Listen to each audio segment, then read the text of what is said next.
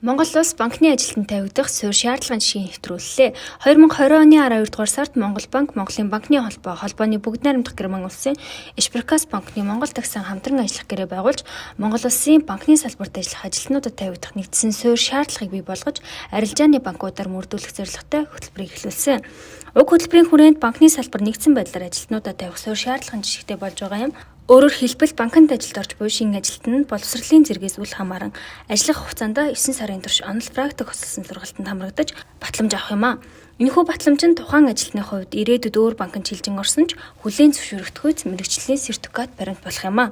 Банкны салбар нь өөрөө Монгол улсын эдийн засгийн 90 гаруй хувийг санхүүгийн салбарыг маш томоохон бүрэлдэхүүн хэсэг болж явж байгаа. Энэ хүрээнд бол арилжааны банкнд бол нийтдээ 16,000 гаруй ажилтан албан хаагчид ажиллаж байна. Банкны салбар нь өөрөө санхүүгийн доктортой байдлыг хангах үндсэн үүргийг Монгол улсын эдийн засгийн бүтцийн хувьд бол хүлээж байгаа. Санхүүгийн доктортой байдлыг хангахад арилжааны банкны нийт ажилтан албан хаагчдын чадвах маш чухал ач холбогдолтой байдаг. Арилжааны банк нь өөрөө харилцагчдын мөнгийг захиран зарцуулж түүгээр дамжуулан бизнесийн үйл ажиллагааг санхүүжүүлдэг маш онцлогтой салбар. Тийм учраас арилжааны банкны ажилтан албан хаагчид нь харилцагчдад санхүүгийн хэрэглэгчийн эрх ашигыг хамгаалах мэргэжлийн ёс зүйтэй зөвлөгөө өгөх.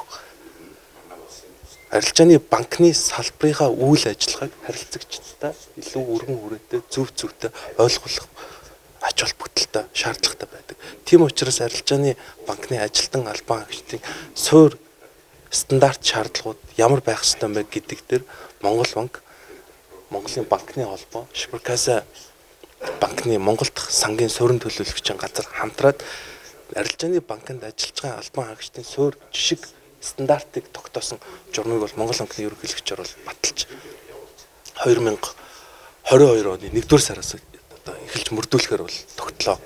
Бидний хувьд зорж исэн том зорилт бол олон улсын жишгт дүүцэж гэнэ үгүй юу гэдгийг шалгасан. Энэ чиглэлээр бид нар бол тасралтгүй өнгөрсөн 1 жилийн хугацаанд бол судалгаануудыг бол гадны эксперт болон дотоодын боловсролчнуудтай хамтарч бол хийсэн. Тэгээ энэхүү судалгаануудынхаа хүрээнд бол Монголын банкны салбартны ажилтнуудын тавих жишг стандарт норм иймэрхүү байх ёстой байна гэдгийг бол олон улсын стандартад дүүцүүлэн тавьсан байна.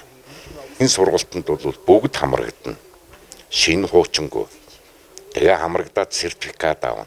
Сертификат аваад өнөөдөр худалдаа хөгжилд ажиллаж хагаад маргааш хаанд очих юм бол стандарт нэг, соёл нэг, ухамсар нэг, ойлголт нэг ийм л болно. Би дөрөв жишээ авч ирсэн. Өнөөдөр Монгол улсад 798 хууль мөрдөгдөг. Их хурлаас баталсан юм байна. Тэрнээс 69 банктай холбоотой хууль байдаг юм байна. За тэр чин зээлийн үйл ажиллагаа явуулах нэг хууль ба хадгаламжийн үйл ажиллагаа явуулах нэг тэр зэрэг өөрийнхөө харилцагчдад ойлголт өгч чаддаг байх ёстой.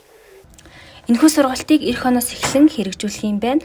Өнгөрсөн хугацаанд арилжааны банкуд өөрсдийн ёс зүйн дүрм дотоод сургалтын хүрээнд шинэ ажилтнуудаа сургаж бэлтгэдэг байсан бол энэхүү нэгдсэн систем жилжиж байна.